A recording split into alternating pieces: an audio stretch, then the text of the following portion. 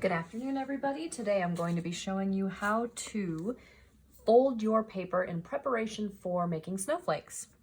If you are using a piece of printer paper like I am, the first thing you're going to have to do to this paper is turn it into a square.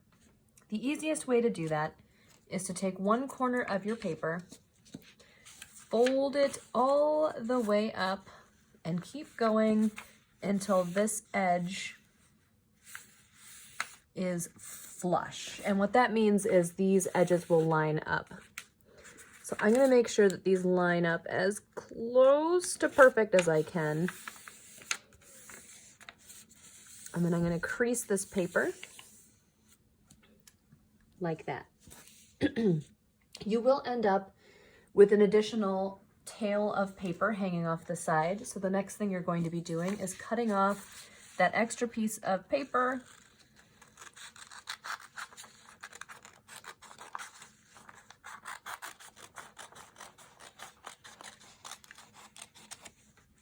All right, so once you've done that, your paper will be square. So if I were to open this up again, you would notice that it would be a perfect square.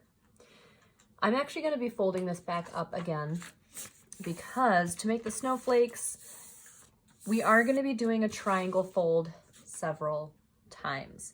So from this point, what I'm going to be doing is folding it 2 additional times.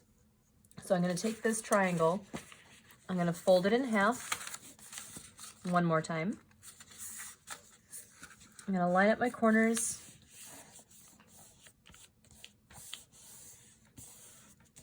And I'm going to fold this again. And make sure that my corners are lined up, and I'm going to crease this pretty well. Okay, once you've folded your paper,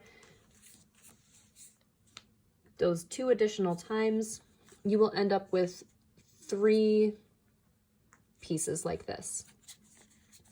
All right, so one side, this side is going to have a creased edge. These 3 are all going to be creased edges.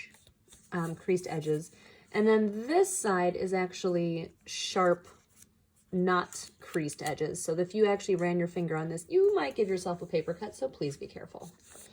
What I'm going to be doing to this is I'm going to be removing a little bit of extra material here. I'm going to be removing from the side that has that sharp edge. So I'm going to kind of turn this so it's almost like a weird looking ice cream cone. This is the folded edge, this is a folded edge, but this is that sharp edge of the papers. I am going to carefully draw a line that goes across so that this actually looks like a ice cream cone. I'm going to do my best to make this as even as possible.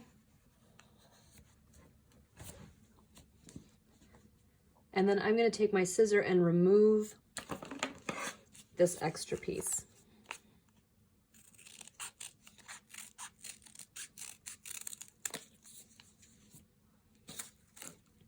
Once you've reached this point, this is when you can start to draw your designs and your shapes all along the edges. Remember that no matter what pattern you choose, to leave spaces between each shape that you cut out. Otherwise, your snowflake will fall apart. So once you have it in this snow cone or ice cream cone shape, you can start to draw with a pencil all of the designs and shapes that you want to remove later with a scissor. And it will eventually look something like this, which you can then open to reveal your snowflake. So good luck, everybody. You can explore all the different snowflake patterns on Google Classroom.